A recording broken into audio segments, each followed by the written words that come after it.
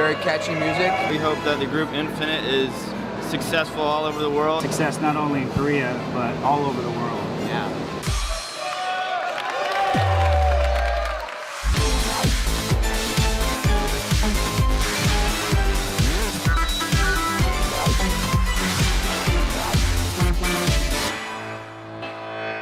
There are a few stories about one K-pop group from a small company that made it big, and the group Infinite is definitely one of them. They came from Woollim Entertainment when they were just a fraction of how big they are today, before groups like Golden Child, lovelyz, and Rocket Punch, and before they made millions in profit every single year. All of that was created from Infinite and their success. Today we're gonna learn about how the members were underdogs in their own right, how they became a K-pop sensation, and what happened to them. But before looking forward, I always like to look back.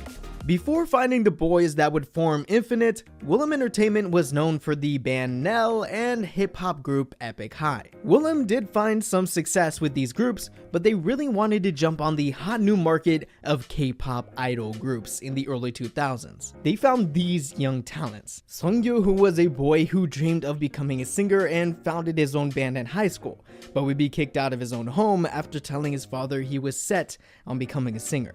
Dongwoo, a dance instructor who was also a former JYP trainee. Woohyun, who also got into a big company before Woollim. He was accepted by YG Entertainment, but chose Woollim due to the fact that the CEO personally took care of him and saw him as a big brother. Hoya, like Sunggyu, loved music. He loved it so much that he dropped out of high school in order to focus on training. He went on pretending to go to school until his father found out. He didn't take it too well and Hoya had to leave home. He even became a JYP trainee at one time. Sungyul, an SM Academy trainee for acting, but would enjoy singing more when he got to sing on stage for the first time. Youngso, or L, was street casted by the company to audition, where he passed. Sungjun, and his story is that he auditioned for Woollim when they came to his school, and he passed on his first ever try. While in Woollim, these boys not only trained hard, but received guidance from Tableau and Epic High, especially when it came to learning how to rap. But the training Woollim put Infinite through was interesting. In order to have the stamina and breath to dance and sing at the same time, one training that the group did was the CEO brought them to the Han River and had them sing while running, while the CEO was on a bike. I know it sounds like a scene from a TV show, but it helped Infinite become great live performers. They focused on almost every detail when it came to dance. So when they debuted in 2010, they didn't look like a rookie group at all. For the time, the debut song Come Back Again looked like an iconic debut, but the fact is they had a very small budget. The house they used to film in was where the CEO lived. They really made the most of what they had at the time. But their debut album barely broke into the top 100 on Korean music charts, so they then promoted another song from the album titled She's Back. This music video was also shot with a low budget. It was filmed on location at a beach resort when they were celebrating Hyoya's birthday. She's Back performed slightly better than Come Back Again, and it was safe to say Infinite didn't set the K-pop world on fire. The following year, in 2011, Infinite was back to work on a new album and a comeback called Before the Dawn. The group went with a more epic cinematic approach. The song was praised by industry professionals and fans alike. And from the choreography, Infinite made this move called the Scorpion Dance popular, and it also made them well known for their dancing ability in Korea. And that move wasn't actually a part of the original choreo. Hoya thought of it one day and just wanted to add it to the choreography. The album Evolution and song Before the Dawn did score higher than their debut and made it onto the Music Bank K chart for the first time. While Infinite was making some progress, like many up-and-coming K-pop groups at the time, their living conditions weren't the best. They lived in one dorm that had 3 small bedrooms, where they said they lived with a total of 10 trainees, including themselves. So the CEO put up a challenge. If this upcoming single broke into the top 10, he would buy Infinite a new dorm to live in. The single Nothing's Over could be their ticket to a better dorm. And guess what? They did it. It rose from the top 40 to the top 30 and then top 10. But the CEO wasn't expecting that. Then he upped the challenge to motivate Infinite to get their first #1 song. we got to see a better look at how Infinite's dorm was and their preparations for this new album on the reality show Sesame Player. There we saw how serious and determined the members were to get everything right. It was a very stressful time with a lot on the line, not only for Infinite but the whole company. Woollim Entertainment was small to begin with, but around 2011 is when they were on the edge of bankruptcy. And to produce their next album for Infinite called In Spirit, the CEO sold his house and used the money to put towards the cost of this album. Everyone, and I mean everyone, was all in on this comeback to work. If Infinite didn't find a successful response, everything would have been for nothing. Infinite would have disbanded. Woollim would go under and the CEO had to start all over again. Well, as we all know, the story didn't end here.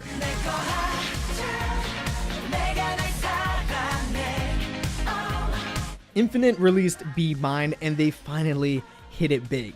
On September 1st, 2011, Infinite rose to the challenge.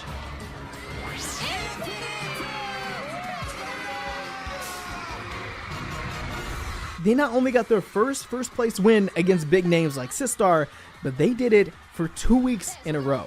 The group would return with a repackaged album with the new song Paradise that also hit #1. Finally, with some recognition in Korea, this is the time Woollim would broaden Infinite's horizons, as Infinite made their debut in Japan with remakes of their past songs. Be Mine without a doubt was the beginning of Infinite's journey. They kicked off what would be a gigantic year in 2012 with the announcement of their first solo concert at the Seoul Olympic Stadium, selling out in only 10 minutes. Like I said, there was a bunch that happened in 2012 for Infinite, so let's blaze through it. Seungkyu debuted as a solo artist with the song 60 Seconds, becoming more known for his vocals. Hoya and Dongwoo teamed up to make the subunit Infinite H in 2012 and went on to debut in 2013 with songs like Fly High and a collaboration with Zion T in the song Without You. Both Myunsu and Hoya got to act in roles in dramas including Reply 1977. The group also got to appear on many variety shows. So yeah, they were getting a lot of opportunities to showcase themselves in front of the entire nation. Now of course, the year wouldn't be gone without a group comeback.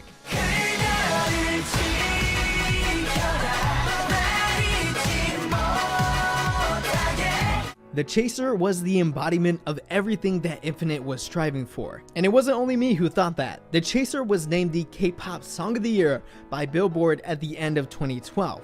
Infinite went from running around Seoul promoting their music and performing on the streets to being well known in Korea and even the world overnight. Now they've been killing it for about the past year. They then all had to pack their bags to greet fans overseas. Infinite held their first world tour, One Great Step, spanning Asia, North America, Europe, and Dubai with 22 shows. It really was a great step for Infinite and K-pop. Then in May, with an interview with Newson, Woollim Entertainment revealed the group were working on their second studio album, welcoming the new hit Destiny to their discography.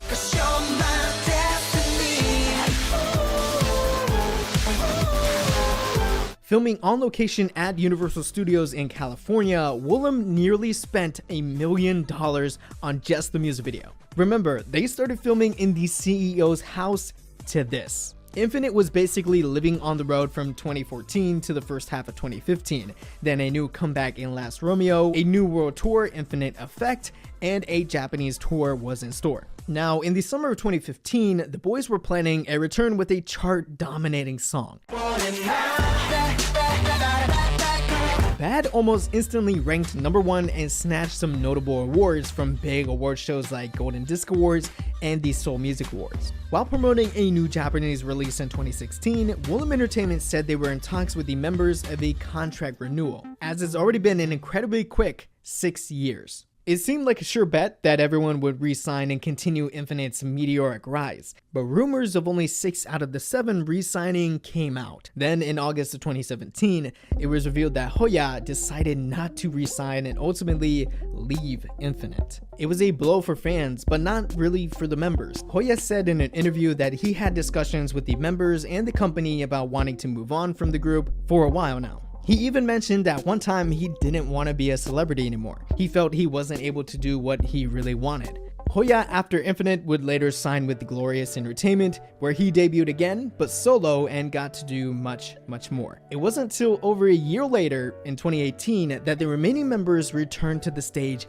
once again. At 6, Infinite didn't miss a step.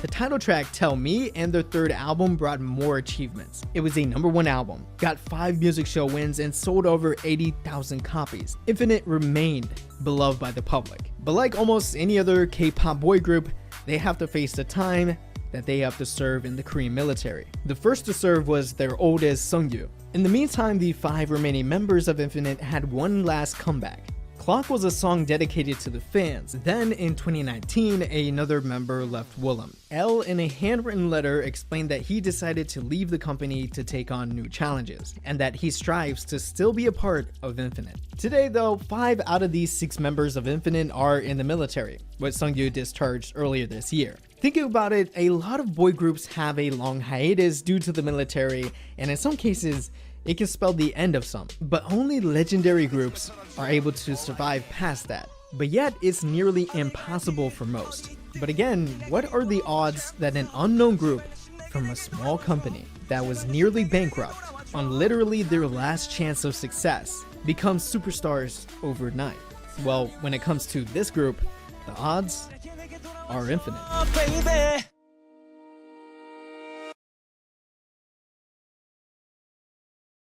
Thank you all for watching. That's it for this video. Hopefully you enjoyed. If you did, please hit that like, and remember, only 14, actually I didn't check recently, but hit the subscribe button and the bell so you don't miss a new What Happened video every single Friday, unless there's something that comes up or what have you. Now, I know Infinite is one of those groups that you know about, but you don't really know too much about, and actually diving into the story like I did, I didn't know that their company was on the brink of disaster, and Infinite had like one chance to hit it big, and they did it. A real underdog story, Cinderella story, as I said. Let me know if you knew about Infinite before, or your story about getting into Infinite, or is this your first time?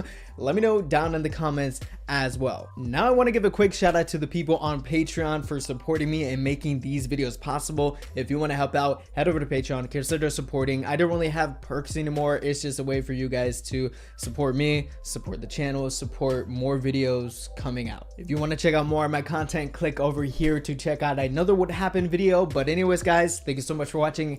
I'll catch you all in the next one. 안녕.